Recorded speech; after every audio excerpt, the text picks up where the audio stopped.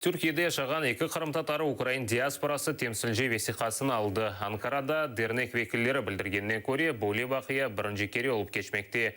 Весиқалар Ankara'da keçirilgen Kırım Tatar folklor akşamında takdim etildi. Tafsilatlı Cemal Birmaz, Emine Halil bile.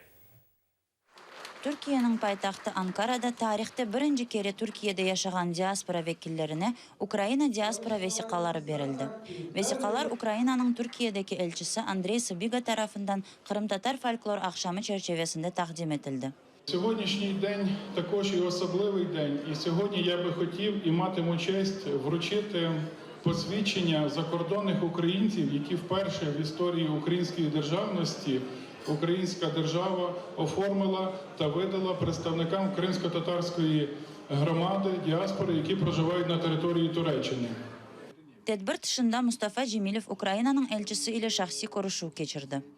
Şimdi yakın günlerde Türkiye Dışişleri Bakanı Mevlüt Çavuşoğlu ziyaret olacak Kiev'de. Bundan da önce bizim Başbakan Groysman gelecek bunda. Bundan da sonra belki Mart ayın sonlarında ya da Nisan ayın başlarında Recep Tayyip Erdoğan'ın ziyareti olacak. İşte bu görüşmelerde nasıl meseleler müzakere etmek lazım onu konuştuk. Gün devamında Ankara'da başta Kırım Tatar Teşkilatları Platforması'nın ikinci toplaşığı geçirildi. Toplaşıda Kırım Tatarlarının milli lideri Mustafa Cemilov başta olarak Türkiye'deki Kırım Tatar derneklerinin reisleri iştirak ettiler. Kırım Tatar ve Türkiye milli marşları ile başlanan toplaşu Mustafa Cemilov'un açılış sözü ile devam etti. Türkiye'de bulunan çeşit türlü Kırım Tatar teşkilatları ve dernekler reisleri söz aldılar. Biz Türkiye'de yaşayan Kırım Tatar teşkilatları bir araya geldik, istişare ettik. Halkımızın, vatanımızın vaziyetiyle alakalı konuştuk. Mesele bu. Tabii bu konuyla alakalı bizim meclisimizin, kurultayımızın almış olduğu kararlar veyahut da Dünya Kırım Tatar Kongresi'nin yönetim kurulu daha yakın zamanda Kiev'de ötkerildi. Bu konularla alakalı orada alınan kararları da arkadaşlarımızla paylaştık.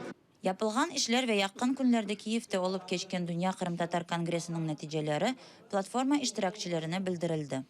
Bizim açımızdan en önemlisi dünyaya Kırım'da yaşayan vatandaşlarımızın vaziyetini duyurmak amacıyla planlanan imza kampanyası. Türkiye'de bunu ne şekilde yürütebiliriz?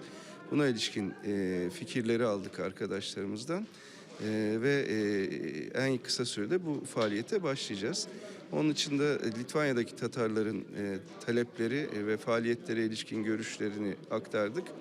Bir de tabii geçen yıl Genişeski'de yapılan Dünya Kırım Tatar Kongresi'nde gene Türkiye diasporası olarak üzerimize aldığımız Genişeski'deki Kırım Tatarlarına cami, milli mektep, bala bahçesi tarzı ihtiyaçların karşılanması için yapılan işler konusunda bilgi verildi. Kırım Tatar Teşkilatları Platforması'nın resmi toplaşıvından son, Umit Şilit'nin reislik yapkan Kırım Gelişim Vakfı tarafından hazırlanan Kırım Gecesi geçirildi. Değişik elçiliklerden adamlar vardı, siyasiler vardı, bürokratlar vardı, dışkı ilişkiler ministerliğinden bürokratlar vardı. Bu gece vesilesinden de biz biraz da farklı yaktan bakıp kültürümüzden, bizim öz medeniyetimizden de biraz daha yakınlaşkan olduk. İnşallah vatanımız için hayırlı olur. Biz beklediğimiz ve dileğimiz ki inşallah tez vakitte vatanımız kaytar. Bu şeylerimizle, tedbirlerimizle biz vatanımızda geçirmeye çalışırız. Tedbir devamında Kırım Tatar sanatçılarının yanı sıra Ankara'da faaliyet göstergen Cihin Milli Oyun Ansamblı öz gösterilerini takdim ettiler.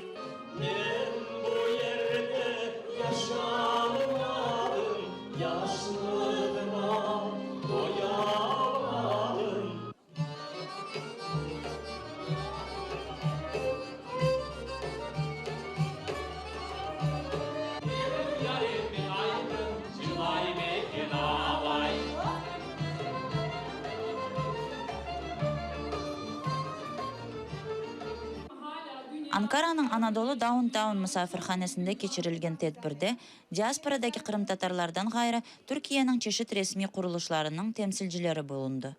Emine Halil, Vladlen Melnikov, Zaman, ATR, Ankara.